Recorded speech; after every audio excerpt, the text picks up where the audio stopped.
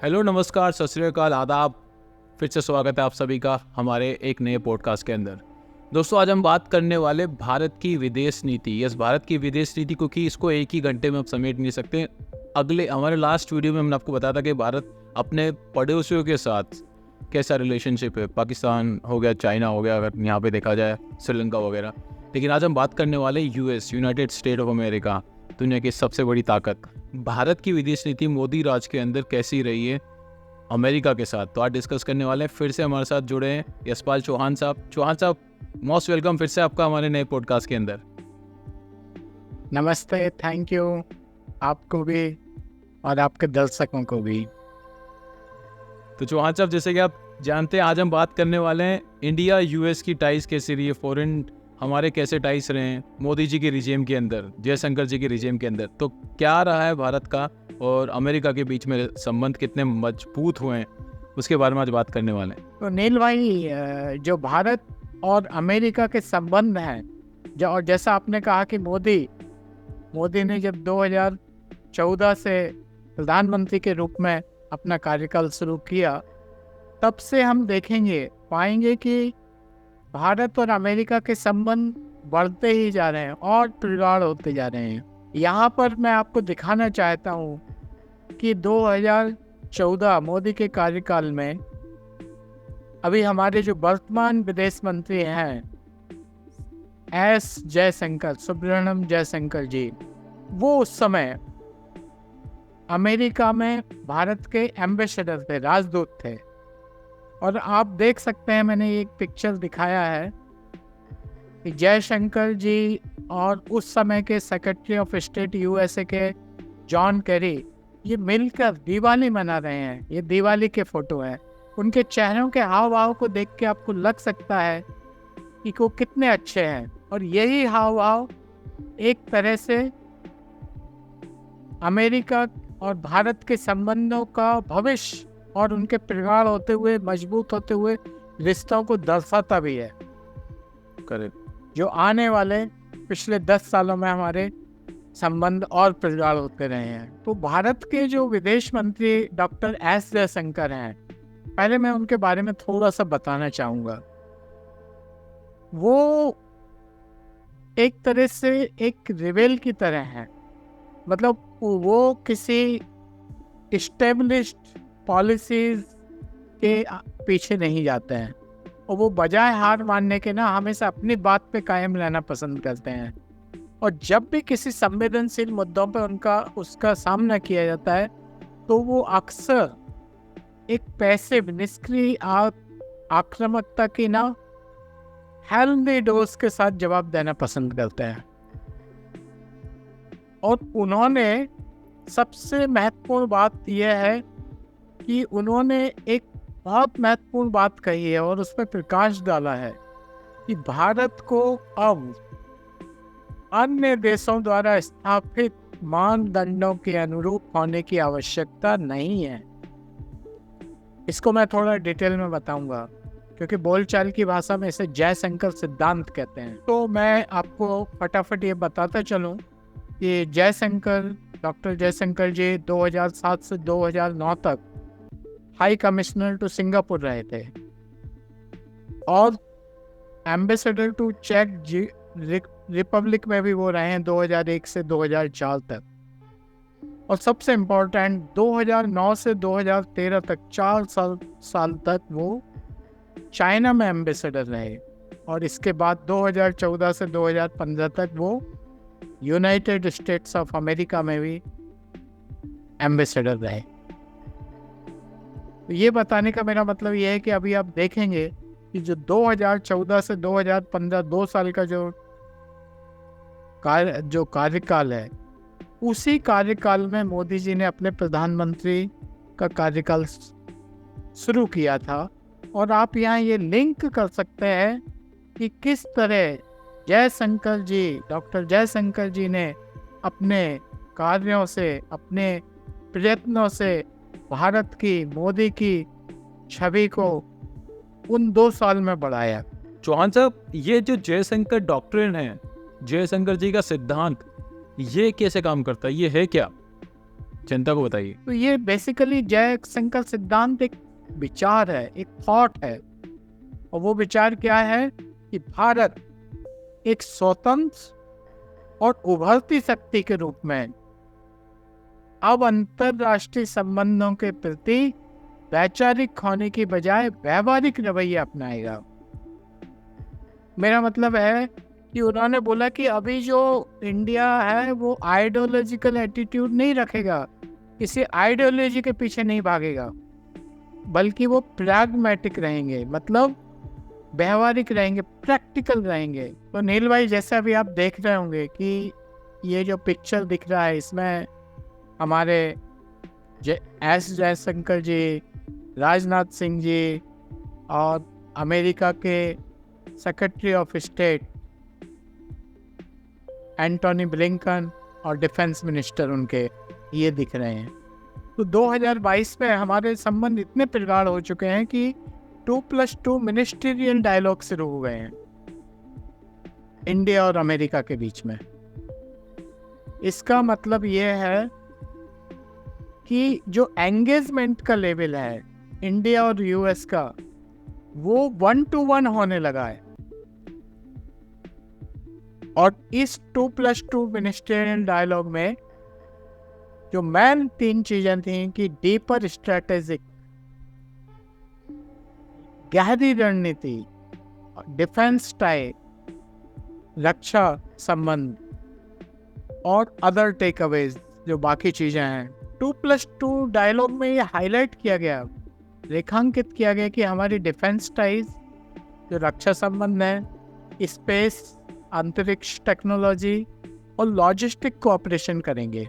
साथ में ये एक जो लाइजनिंग पोजीशंस होती हैं, जो बातचीत करने का मतलब सीमलेस कम्युनिकेशन हो, मेरा मतलब है कि एकदम धारा प्रवाह संवाद बने, सहयोग हो, उसके लिए आर्म फोर्स के अंदर, सेनाओं के अंदर ये लाइजनिंग की पोजीशन को सेट किया गया कि भारत की तरफ से भी ये पोजीशन होंगी, अमेरिका की तरफ से भी उनके आर्म फोर्स में ये पोजीशन होंगी, और वो डायरेक्ट बात कर सकते हैं, संवाद कर सकते हैं, डायरेक्ट सहयोग कर सकते हैं arm force to arm force. ये एक महत्वपूर्ण मतलब सफलता है। और भी कई सारे डिस्कशंस किए गए, टॉक किए गए, जैसे काउंटर टेररिज्म, और जैसे कि सेमीकंडक्टर, क्रिटिकल मिनरल्स जैसे हमको पता है भी लिथियम है, जो सेमीकंडक्टर में बैटरीज में यूज़ हो रहे हैं, वो वाले मिनरल्स हैं।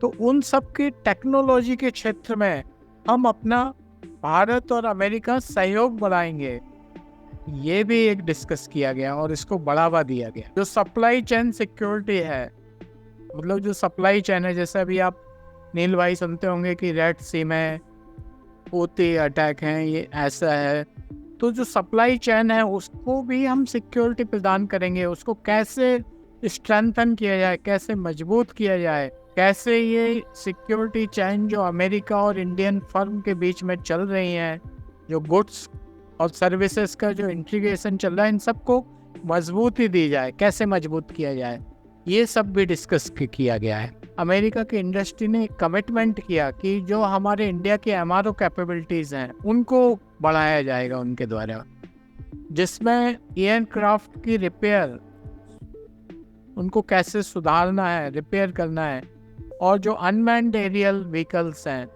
उस सब में उनका कमिटमेंट है कि वो इंडिया की कैपेबिलिटीज़ को, इंडिया की क्षमताओं को बढ़ाएंगे।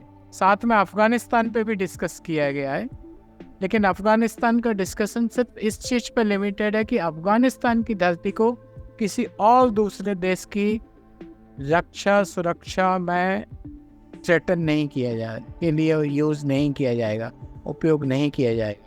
तो जैसे 2+2 मिनिस्ट्रियल डायलॉग का जॉइंट मीटिंग का ना हाईलाइट अगर हम देखें तो सबसे बड़ा तो यही था जो अभी हमने बात किया कि लाइजनिंग पोजीशन को आर्म फोर्स के अंदर क्रिएट किया जाएगा, सेटअप बनाया जाएगा, जिसमें तुरंत कम्युनिकेशन करें, तुरंत संवाद स्थापित हो और सहयोग कैसे करना है। साथ में काउंटर टेररिज्म, पे बात, और enhancing cooperation cutting edge technology, मतलब जो कटिंग एज टेक्नोलॉजी है उसमें भी सहयोग बढ़ाया जाएगा। तो भारत और अमेरिका के जो संबंध हैं वो बेसिकली उसके 3-4 ही फोकल पॉइंट हैं।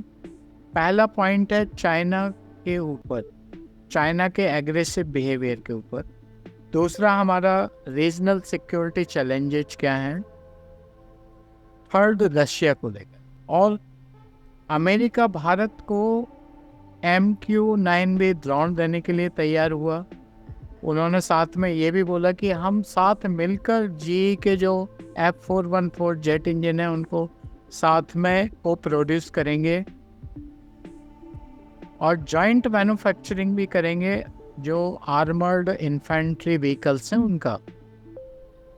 अब हम बात करते हैं यही पॉइंटों को 1 to 1, थोड़ा उस पर रोशनी प्रकाश डालते हैं कि चाइना पे, रीजनल सिक्योरिटी पे कैसे कैसे हमारे संबंध हैं, क्या क्या एक दूसरे के पॉइंट ऑफ व्यू में। अमेरिका और भारत के रिलेशंस का हिस्टोरिकल कॉन्टेक्स्ट क्या है, तो हमने ये बड़ा इम्पोर्टेंट है, महत्वपूर्ण है जानना कि 3 दशकों में ना भारत और अमेरिका के जो संबंध हैं, जो द्विपक्षीय संबंध हैं, उनमें महत्वपूर्ण वृद्धि देखी गई है। मतलब बहुत अच्छे संबंध होते गए।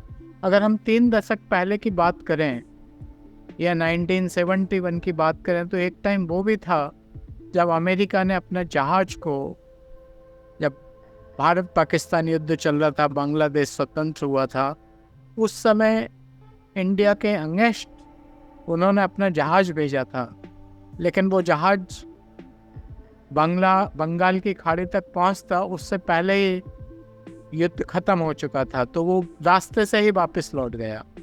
तो एक उस टाइम के संबंध देखें और अभी के संबंध देखें तो जमीन आसमान का अंतर आ चुका है।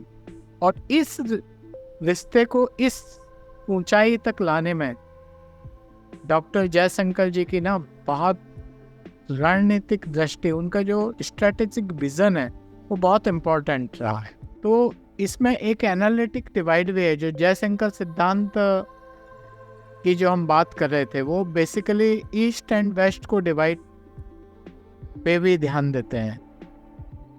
वो कहते हैं कि जो हमारा ईस्टर्न पावर है और जो वेस्टर्न पावर है, मतलब जो ईस्टर्न कंट्रीज़ की पावर है, जो वेस्टर्न कंट्रीज़ की पावर है, उनमें इंडिया के संबंध बैलेंस बना के रखेंगे। और उस बैलेंस बनाने का जो महत्व है वो जयशंकर जी उसको रिकॉग्नाइज करते हैं। और साथ ही साथ 2 इंटरेस्ट हैं, एक पॉलिटिकल इंटरेस्ट और एक नॉन पॉलिटिकल इंटरेस्ट। तो भारत जो है बिना किसी राजनीतिक विचारधाराओं की परवाह किए सिर्फ भारत के राष्ट्रीय हितों के आधार पे व्यावहारिक सहयोग करने पे हम जोर देते हैं, चाहे वो अमेरिका हो, चाहे वो चीन हो, चाहे वो जापान हो। तो जो भारत और अमेरिका की संबंधों का जो बेसिकली स्ट्रेटेजिक कन्वर्जेंस है, जो रणनीतिक रूप से जहाँ पे दोनों की विचारधाराएं मिलती हैं और जिस वजह से हमारे संबंध मजबूत हो रहे हैं, वो है, पहला पॉइंट है नेचुरल एंड ट्रस्टेड पार्टनर। मतलब भारत और अमेरिका खुद को प्राकृतिक और भरोसेमंद साझेदार मानते हैं। They feel that we are natural and trusted partner. तो जो दूसरी बात है, जो दूसरा पॉइंट है, वो है their strategic interest converge particularly in managing China's rise। मतलब भारत और अमेरिका के रणनीतिक हित एक जैसे हैं, खासकर चीन को मैनेज करने के मामले में, जो चीन का राइज को मैनेज करने के मामले में। एंड द थर्ड पॉइंट, सामान्य आर्थिक स्थिति, सामान्य स्थिति, स्वास्थ्य और सामाजिक मुद्दे, उनके संबंधों को मजबूत करना है। इस पर भी भारत और अमेरिका की एक जैसी राय है। भारत और अमेरिका के संबंधों में रूस का भी बहुत बड़ा महत्वपूर्ण जगह है। और इस जो 2+2 डायलॉग हुआ था, मिनिस्टर डायलॉग, इसमें एक चीज आपको जान के बड़ा आश्चर्य होगा कि 2+2 डायलॉग के अंदर जो रशिया यूक्रेन वार के ऊपर ना बहुत ही कम फोकस दिया था। मतलब इवन जो संयुक्त अमेरिका और भारत का जो बयान आया, जॉइंट स्टेटमेंट आया, उसमें यूक्रेन रूस आक्रमण पे बहुत ही कम ध्यान केंद्रित किया गया था। एक तरफ से उसको कॉर्नर कर दिया गया था। तो हमारे संबंध इतने प्रगाढ़ हैं कि इस तरह का चीज़ें भी होती हैं कि भारत अमेरिका जब बात करते हैं तो इन सब चीज़ों पे जहाँ पे ज़्यादा अलाइनमेंट नहीं है उनको फोकस ही नहीं किया जाता, उनको उतना महत्व ही नहीं दिया जाता। दोनों के बीच में बॉन्डिंग अच्छी है। दोनों के बीच में बहुत बॉन्डिंग अच्छी है, क्योंकि अमेरिका को भी पता है कि जो भारत है ना, वो इसलिए झिझकता है क्योंकि भारत का रूस पे डिपेंडेंसी है। रूसी हथियार, तेल, व्यापार जो भारत की आवश्यकता को पूरा करते हैं। और भारत को बहुत बार यहाँ पे अमेरिका ने एक ग्रीन कार्ड भी दिया है, मतलब एक अच्छा खासा रियायत दी गई है। जैसे S-400 हमने रशिया से लिया तो वहाँ पे सैंक्शंस नहीं लगे, और सेम चीज़ बात करें तो यहाँ पे टर्की को सैंक्शंस लगा दिए गए, तो इंडिया को अच्छा खासा लिबर्टी दी जाती है। हाँ, तुमने सही बोला S-400 के बारे में। और साथ में अगर हम देखें तो रूस यूक्रेन के वॉर युद्ध के समय जो रूस से भारत ने डिस्काउंटेड प्राइस पे क्रूड ऑयल को इंपोर्ट किया, क्रूड ऑयल लिया, लेकिन उस पर अमेरिका ने एक अपना व्यवहारिक रवैया अपनाया। एक तरह से कहें तो भारत को रियायत दी, कोई भारत पे कड़ा रुख नहीं अपनाया। ऑल तो जो बिडेन एडमिनिस्ट्रेशन के एक बड़े टॉप ऑफिशियल हैं, रिचर्ड वर्मा, उन्होंने डॉक्टर जयशंकर को बोला कि भाई आप तो ना, जयशंकर जी तो मॉडर्न इंडिया यूएस रिलेशन के आर्किटेक्ट हैं, आधुनिक भारत और अमेरिका संबंधों के वास्तुकार हैं। और जयशंकर जी की जो व्यवहारिक अप्रोच है, जो व्यवहारिक शैली है, जो व्यवहारिक दृष्टिकोण है, उसने भारत और अमेरिका के पार्टनरशिप में होने वाले विकास को ना बहुत योगदान दिया है। जो डॉक्टर जयशंकर की डॉक्ट्रिन, जो डॉक्टर जयशंकर के सिद्धांत हैं, उन्होंने इस बात पे तवज्जो दिया, इस बात पर जोर दिया कि रिश्तों में व्यवहारिकता होना चाहिए, रणनीतिक कन्वर्जेंस, स्ट्रैटेजिक कन्वर्जेंस होना चाहिए, और जो वैश्विक संबंध हैं बाकी, उनमें बैलेंस बनाना है। तो इस सब की वजह से अगर हम देखते हैं, ध्यान से देखते हैं, तो इंडिया और अमेरिका की जो टाई संबंध है वो ऑल टाइम हाई है, इस वक्त सबसे अच्छे स्तर पे हैं। और विश्व भी हमसे उम्मीद बना के रख रहा है कि जो भारत अमेरिका की दोस्ती, जो संबंध है, इन दोनों की लीडरशिप से पूरे विश्व को उम्मीद है कि हम विश्व में ऊपर लेके जाएंगे, बहुत अच्छे काम करेंगे। तो यहाँ पर मैं एक ऐसा एग्जाम्पल आपको देना चाहता हूँ कि जब भी कोई अमेरिका द्वारा लिया गया कदम यदि भारत के हितों के विरोध में हो, तो भारत किस कदर से कड़े शब्दों में अमेरिका को अपना विरोध भी जताता है। जैसे 2022 में अमेरिका के प्रेसिडेंट जो बाइडेन ने पाकिस्तान को $450 मिलियन का आर्थिक पैकेज दिया। किस बात के लिए दिया? कि जो F-16 का जो उनका फ्लीट है, उसको रिटेंशन, मैनेजमेंट, उसका मेंटेनेंस, उससे रिलेटेड चीज़ों के लिए। जबकि यह सहायता जो बाइडेन से पहले जो राष्ट्रपति थे डोनाल्ड ट्रंप, उन्होंने यह सहायता को बंद कर दिया था, सस्पेंड कर दिया था। चौहान साहब, ऐसा तो क्यों किया था यहाँ पे ट्रंप ने, क्यों बंद किया था? क्योंकि जो डोनाल्ड ट्रंप थे, उनका एक कंसर्न था, उनको डर था कि ये सारी चीज़ें F-16 वगैरह कहीं अफ़गान तालिबान और जो हक्कानी नेटवर्क है उनके लिए सेफ हेवन ना बन जाए, इसलिए उन्होंने बंद किया था।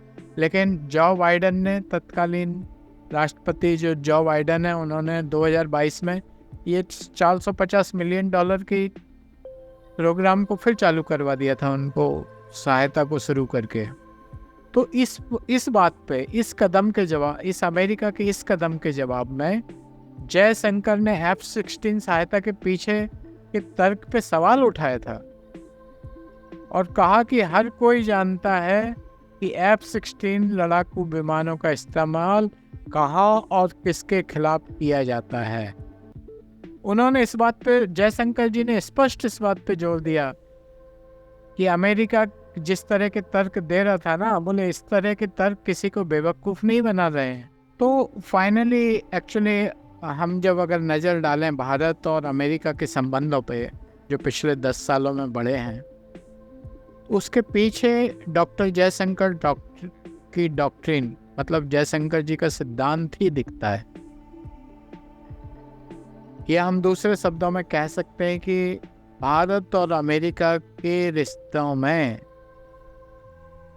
के पीछे जो व्यवहारिकता है, जो यथार्थवाद है, वो है स्ट्रैटेजिक कन्वर्जेंस, मतलब रणनीतिक एक राय होना है, और ग्लोबल रिलेशनों को बैलेंस करने पे जोर देना है। और मुझे खुशी है कि अभी वर्तमान में भारत और अमेरिका के जो संबंध हैं अब तक के उच्चतम स्तर पर हैं, और जो विश्व है, भारत और अमेरिका के नेतृत्व में ना विश्व को बहुत उम्मीद है।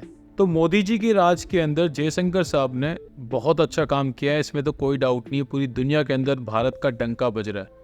और कैसे आपने हमें बताया कि किस हिसाब से भारत ने मैनेज के एक बैलेंस किया है, एक तरफ रशिया और एक तरफ यूएस को कैसे बैलेंस करते हुए दोनों के साथ ही हमारा रिलेशन अच्छा है। हाँ, भारत और अमेरिका के जो संबंध है वो अपने उच्चतम स्तर पर आ गए हैं, और इसका श्रेय मोदी जी, जयशंकर जी की टीम को, जयशंकर जी को स्पेसिफिकली देना ही पड़ेगा, क्योंकि उन्होंने एक राय बनाने में सफलता प्राप्त की चाइना को लेकर, और जैसा मैंने बताया था टेक्नोलॉजी, स्पेस, डिफेंस, इन सब को लेकर भी स्ट्रेटेजिक कन्वर्जेंस की बात की, और एक व्यवहारिकता के धरातल पे, आधार पर बात की, आंखों में आंखें डाल के बात की स्पेसिफिकली।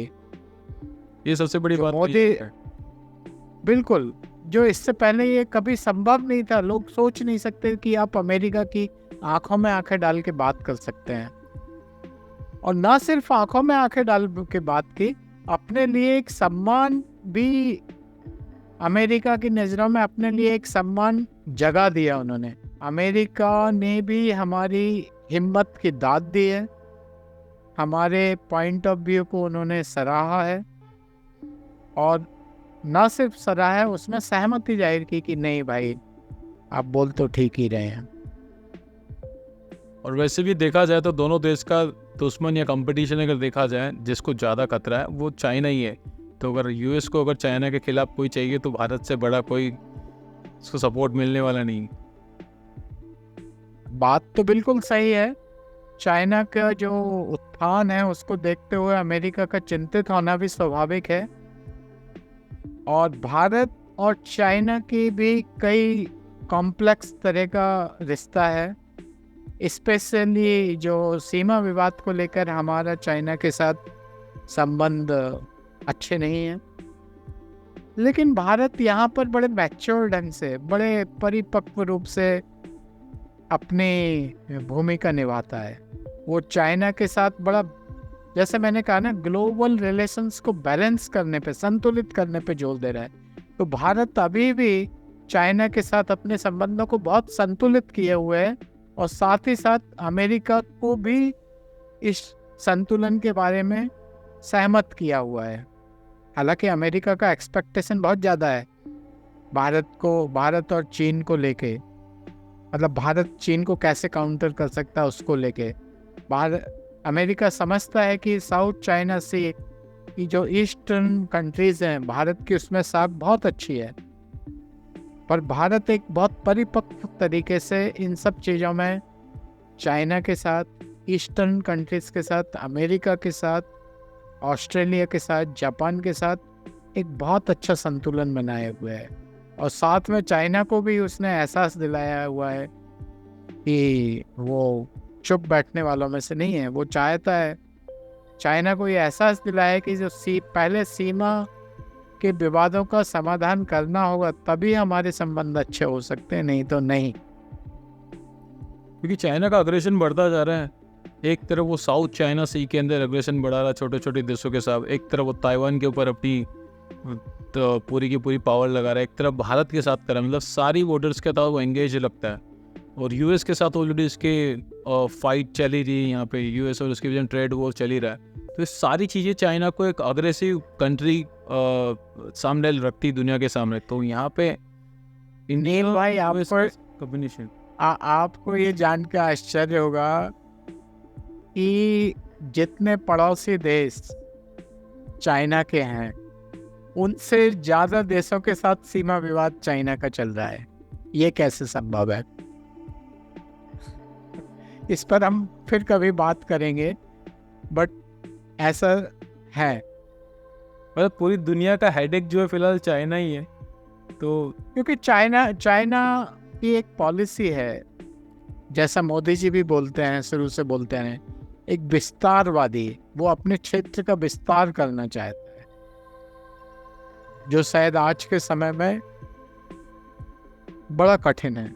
लेकिन फिर भी चाइना की सफलता इस बात में है कि वो अपना बहुत विस्तार कर रहा है। जैसे श्रीलंका का वो हम्बनटोटा बंदरगाह है, या अफ्रीका के देशों में जाके।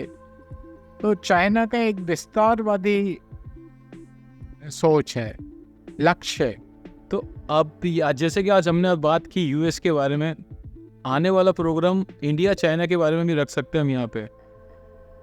बिल्कुल बिल्कुल। इंडिया और चाइना, बल्कि उसको शायद मुझे लगता है 2 एपिसोड में करना पड़ेगा, क्योंकि चाइना बहुत कॉम्प्लेक्स है और चाइना को समझने के लिए हमको चाइना की हिस्ट्री में भी जाना होगा। तो हिस्ट्री से शुरुआत करेंगे। और ज़रूर, और आप ज़रूर हमारे साथ रहना, क्योंकि आज हमने बात की इंडिया और यूएस के फॉरेन रिलेशनशिप के बारे में। कैसे मोदी सरकार के अंदर डॉक्टर जयशंकर ने कैसे सारी चीज़ों को बदला, कैसे पूरी दुनिया का बैलेंस बना के रखा भारत ने। भारत एक न्यूट्रल फोर्स बन के निकल गया, जहाँ पे आंख दिखा के नहीं, आंख मिला के हम बात करते नजर आते हैं। आज पूरी दुनिया के अंदर भारत की सुनी जाती है। और यूएस जो दुनिया की सबसे बड़ी, बोलते हैं ना कि इकोनॉमी बोल लो या पावर बोल लो, उसके साथ भारत के रिलेशनशिप पहले से बहुत ज़्यादा मजबूत होते नजर आया। वो डिफेंस हो और हर जगह, हर चीज़ के अंदर, टेक्नोलॉजी में, हर जगह। तो चौहान साहब, आज आपने हमारी जनता को, हमारे ऑडियंस को बहुत सारी चीज़ें आज यहाँ पे बताई है जो बहुत इम्पोर्टेंट थी, जो मोस्टली कहीं देखने को नहीं मिलती। तो उसके लिए फर्स्ट ऑफ ऑल आपको धन्यवाद, हमारे साथ जुड़ने के लिए और हमारी जनता को इतना सब कुछ बताने के लिए भारत और अमेरिका के रिश्तों के बारे में। धन्यवाद। तो जैसा कि मैंने कहा कि हम आने वाले एपिसोड्स के अंदर यूरोप को भी कवर करना चाहेंगे, उसके साथ साथ चाइना को भी कवर करना चाहेंगे। तो आई होप आप हमारा साथ देंगे उसके अंदर भी। बिल्कुल। मुझे तो बल्कि खुशी होगी कि मैं इन सब बातों पे डिटेल से हम लोग इन सब बातों का विश्लेषण करें और अपने दर्शकों के साथ उनको शेयर करें। बल्कि मैं यहाँ आपके दर्शकों से एक अपील करना चाहूँगा कि आप ज़्यादा से ज़्यादा लोग देखें, लाइक करें और सब्सक्राइब भी करें, क्योंकि आप अगर लाइक करेंगे तो हमको समझ में आएगा कि भाई हमारा प्रयास सही दिशा में जा रहा है, और उससे हमको मोटिवेशन भी मिलेगा। तो दोस्तों, जैसे कि देखा कि आज हमने यहाँ पे इंडिया और यूएस के रिलेशनशिप को यहाँ पे डिकोड किया, कैसी हमारी फॉरेन पॉलिसी रही है, कैसे हमारे रिलेशन पहले से बहुत ज़्यादा पावरफुल हो चुके हैं। भारत की विदेश नीति को हम डिकोड कर रहे हैं। आने वाले टाइम हम चाइना के साथ, यूरोप के साथ, रशिया के साथ कैसे रिलेशनशिप भारत के रहे हैं उसके बारे में डिस्कस करेंगे। तो thank you so much Yashpal Chauhan साहब हमारे साथ जुड़ने के लिए। और दोस्तों, आई होप आपको आज का वीडियो पसंद आया होगा। प्लीज़, जैसा कि चौहान साहब ने बोला कि लाइक करा करो यार, और प्लीज़ लाइक करो, शेयर करा करो, उससे हमें मोटिवेशन मिलता है। वीडियो को शेयर कर दीजिए सारे दोस्तों के साथ, उन्हें डेफिनेट अच्छा लगेगा। पहली बार हमारे चैनल पर पहली बार हमारा वीडियो देख रहे हैं, हमें देख रहे हैं, इस लाल कलर के बटन को जल्दी से दबा दीजिए, जिससे हम हमारे VIP मेंबर बन जाएंगे। और जो घंटी का बटन है उसको जो दबा देना, उसको दबाने से जब भी मैं नया वीडियो नया पॉडकास्ट अपने चैनल पर अपलोड करूँगा सबसे पहले आपके फ़ोन की घंटी बजेगी, आपको पता चल जाएगा आपके भाई ने नया वीडियो डाला है। तो प्लीज़ इस घंटी के बटन को जो दबा देना। इस वीडियो को अगर आप फेसबुक या दूसरे प्लेटफॉर्म पे देख रहे हैं तो लाइक और शेयर तो बनता है, उसके साथ साथ फेसबुक पेज को फॉलो करिए, उससे मोटिवेशन मिलता है। आज के लिए इतना, फिर मिलेंगे एक नई वीडियो के साथ, एक नई पॉडकास्ट के साथ। Take care, always keep smiling. वंदे मातरम, जय हिंद।